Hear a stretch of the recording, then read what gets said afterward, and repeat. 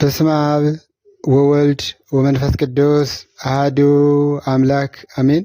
የካቲት 15 2018 በዕለተ ሰንበት ወይም የዐቢይ ጾም ሁለተኛ ሳምንት የቅድስት ዕለት በቅዳሴው ላይ የሚነበቡ ምንባባት የሚሰበክ ምስባክና የዕለቱ ቅዱስ ወንጌል ይህ ነው። በቅዳሴው ላይ የሚነበቡ ምንባባት አንደኛ ዲያቆን ወይም ገባሬ ሰናይ ዲያቆን የሐዋርያው ቅዱስ ጳውሎስ መልእክት አንደኛ ተሰሎንቄ ምዕራፍ 4 ከቁጥር 1 እስከ 13። ሁለተኛ ዲያቆን ወይም ንፍቅ ዲያቆን የሐዋርያው ቅዱስ ጴጥሮስ መልእክት አንደኛ ጴጥሮስ ምዕራፍ 1 ከቁጥር 13 እስከ ፍጻሜ። ሁለተኛው ካህን ወይም ንፍቅ ቄስ ግብረ ሐዋርያት ምዕራፍ 10 ከቁጥር 17 እስከ 30። በቅዳሴው ላይ የሚሰበከው የዕለቱ ምስባክ እግዚአብሔር እስተ ሰማያተ ገብረ አሚን ወሰናይት ቅድሜሁ ቅድሳት ወበየስባት ውስተ ጽርሐ መቅደሱ። እግዚአብሔር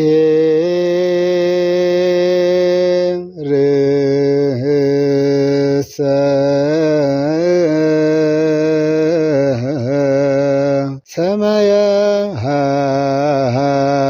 ሰማያተ ገብረ አሚን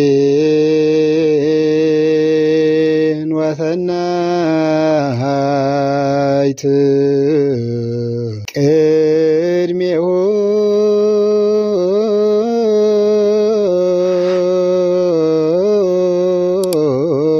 ቅድሳት ወበስብሐት ውስተ መቅደሱ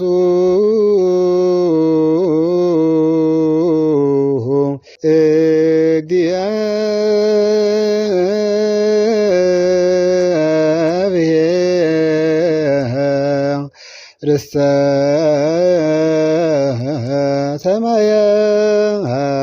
ሰማያተ ገብረ አሜን ወሰናይት ቅድሜሁ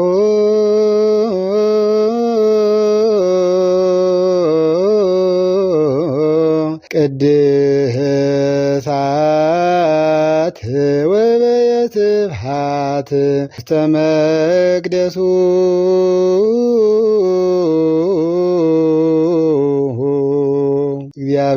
እግዚአብሔር ርእሰ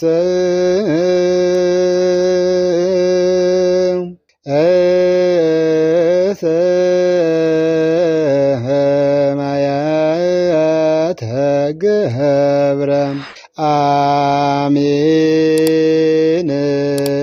ወሰናይት ቅድሜሁ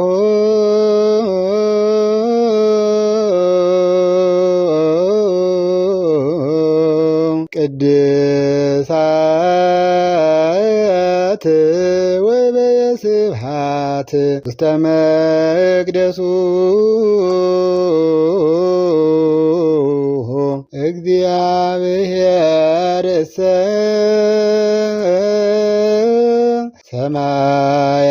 ሰማያተ ገብረ አሚን ወሰናይት ቅድሜሁ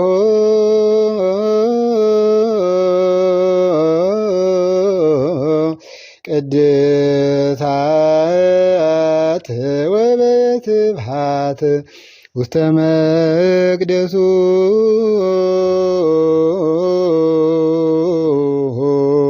ትርጉም እግዚአብሔር ግን ሰማያትን ሠራ፣ ምስጋናና ውበት በፊቱ ቅዱስነትና ግርማ በመቅደሱ ውስጥ ናቸው። መዝሙር 95 ከቁጥር 5። ይህን ቃል የተናገረው ነቢየ እግዚአብሔር ልበ አምላክ ቅዱስ ዳዊት ነው። ነቢየ እግዚአብሔር ልበ አምላክ ቅዱስ ዳዊት እግዚአብሔር እሰ ሰማያተ ገብረ፣ እግዚአብሔርስ ምን አደረገ ትለኝ እንደሆነ እግዚአብሔርስ አምላክ ነውና ሰባቱ ሰማያትን ፈጠረ።